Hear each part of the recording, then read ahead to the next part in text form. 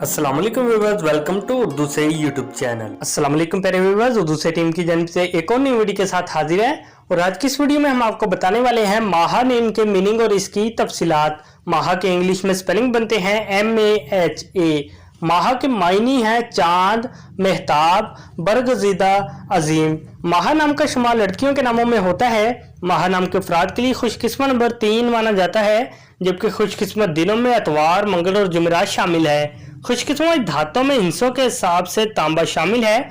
माहा नाम के अफराद के लिए माफिक रंगों में सुनहरी, नारंगी और सुर्ख रंग शामिल है। माहा नाम के अफराद के लिए माफिक पत्थरों में सब्ज कीमती पत्थर शामिल है। माहा नाम में 4 हरूफ हैं, ये एक लफ्ज बनता है। अपने नाम का मीनिंग जानने के लिए कमेंट बॉक्स में लिखिए, चैनल को सब्सक्राइब कीजिए, वीडियो को लाइक और शेयर कीजिए। Thanks for watching.